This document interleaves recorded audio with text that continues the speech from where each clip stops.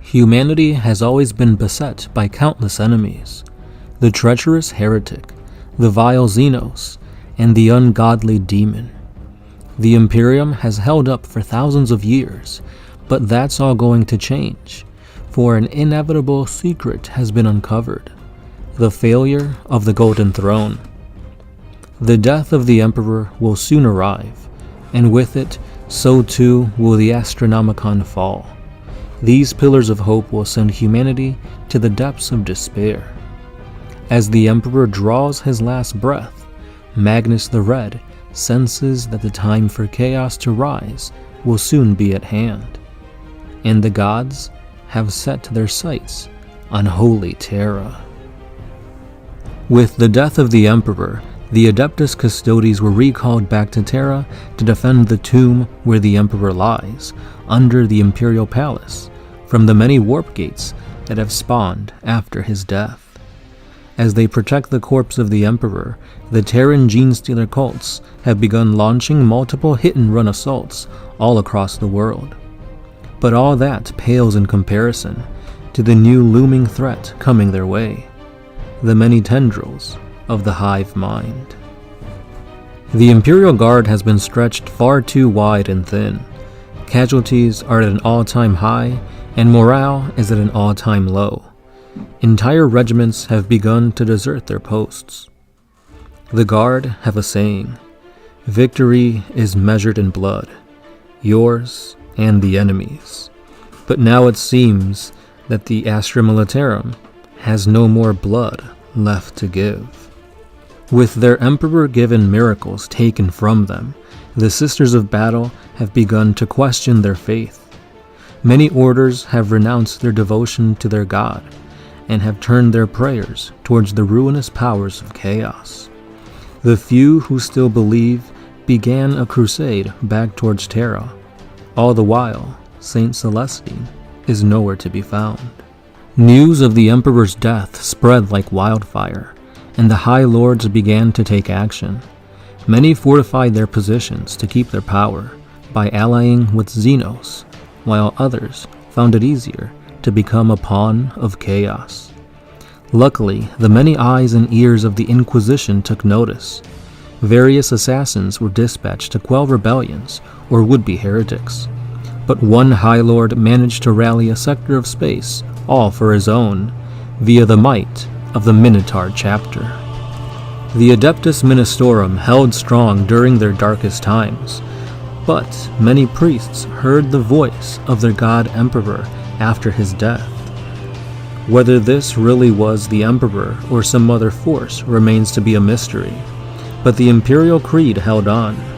Shrine worlds became beacons of hope for untold trillions of people, many of them being former guardsmen. Entire worlds would embark on pilgrimages in hopes of salvation, but most never reached their destination. Upon the death of the Emperor, the Sisters of Silence were ordered to be stationed on various locations on Terra to create a matrix of anti-warp energy.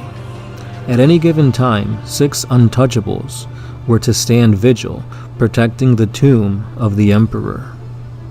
The final guardians of mankind, the Space Marines, the saviors of last resort. Most kept to their Emperor-given vow, the defense of humanity. Their time was occupied either fighting against the creeping Tyranid threat, the newly spawned Black Orcs from the Octaria sector, or the Silent Kings United Necron Alliance. Under the leadership of Roboot Gilliman and Lionel Johnson, who had awoke after Dante of the Blood Angels slew Abaddon the Despoiler after succumbing to the Black Rage.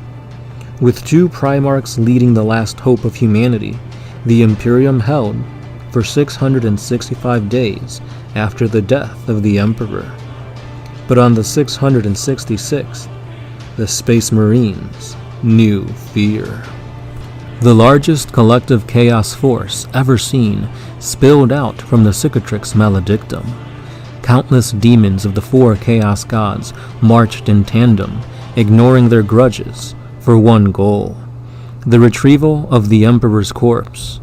for his body would be used as a conduit to hold the soul of the recently deceased Abaddon the Despoiler, and through him, Khorne, Nurgle, Slaanesh, and Tzeentch could possess and enter real space. To make this goal attainable, the apocalyptic army of chaos was led by none other than the demon Primarchs, Magnus, Fulgrim, Perturabo, Angron, Mortarion, and Lorgar. The psychic backlash from the Immaterium's demonic horde alerted the ancient Eldari that now was the time to strike at their most hated enemy, she who thirsts. The Inari, the Drukhari, the Exodites, and the Harlequins amassed all they had to wage war. Wraith constructs were awoken, their avatars summoned, and the 5 crone swords of legend were given to their best warriors. Abandoning all fear, they entered the warp. For what did they have to fear when they had already successfully freed their goddess of rebirth, Isha, from Nurgle's grasp?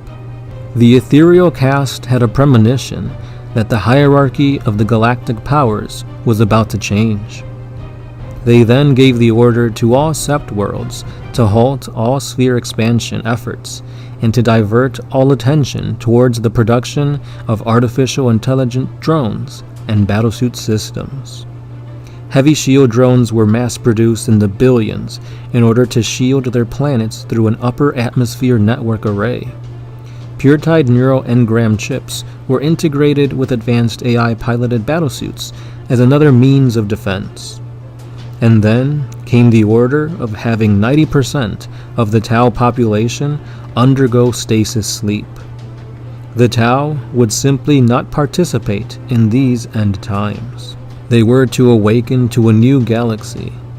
Such was the decree of the Ethereals. A foolish decision, for in their hibernation, many of their auxiliaries left the greater good ideology.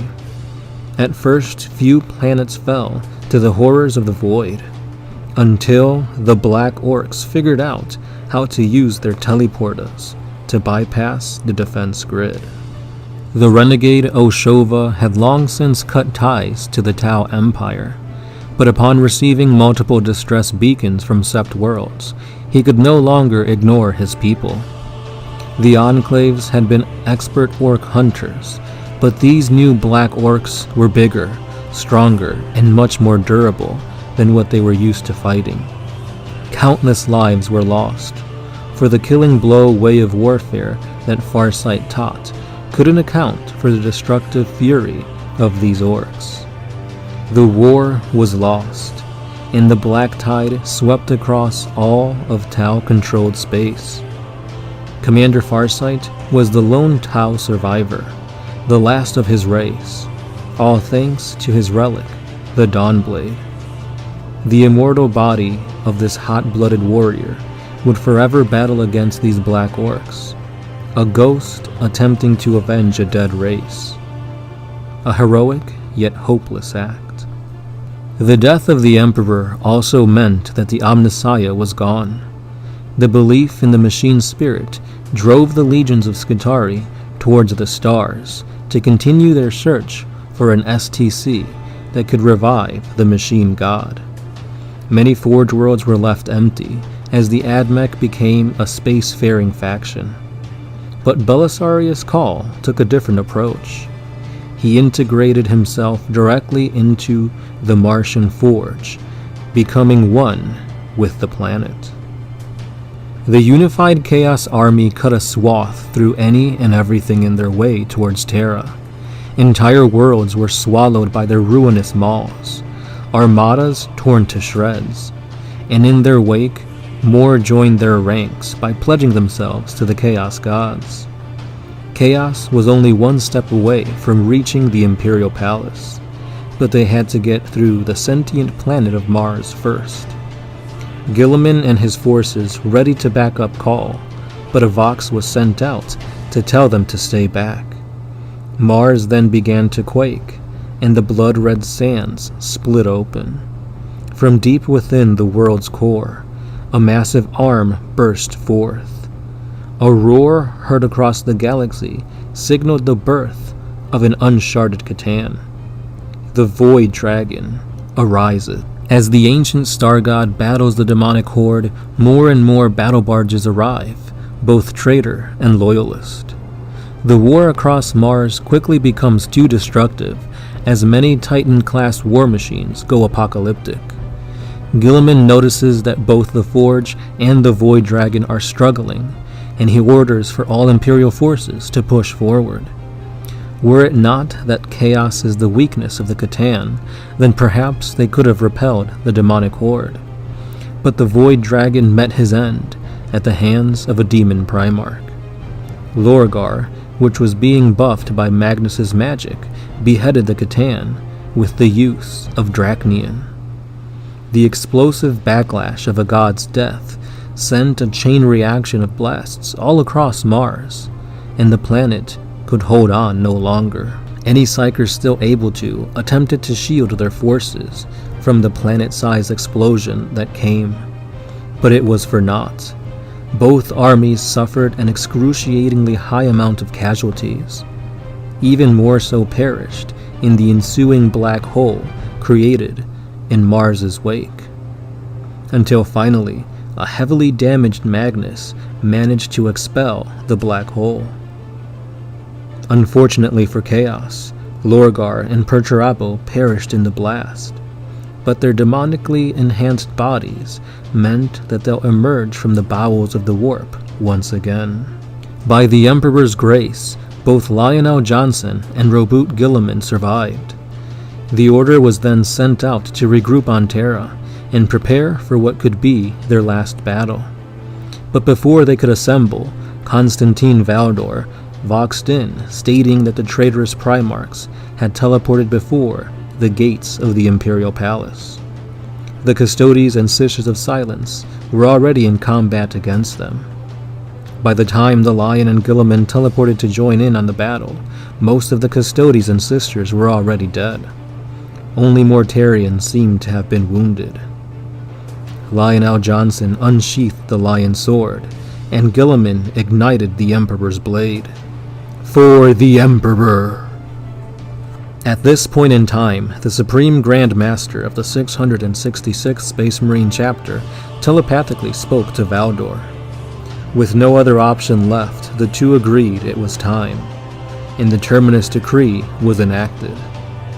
With a single coordinated motion, everything changed.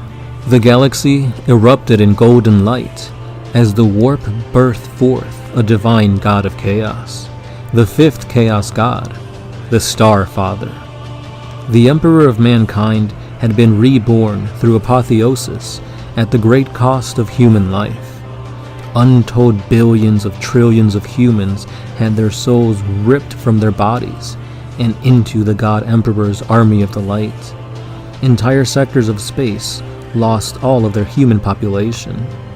The Imperium had lost most of its inhabitants, but hope was restored. For a new faction was created to illuminate the shadows of chaos and bring order to the warp. The Star Father and his reborn warriors of light had arrived. Standing between the demon Primarchs and the Loyalists were three warriors: Saint Celestine, Ferrus Manus, and Sanguinius. The Emperor's angels had arrived.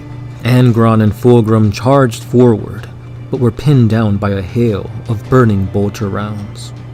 All around them, the Legion of the Damned materialized. Zeech ordered Magnus to retreat, for this was a major unknown in the Changer of Ways' plans. Reluctantly, the spell was cast by Magnus, and in their retreat, a new age was ushered in.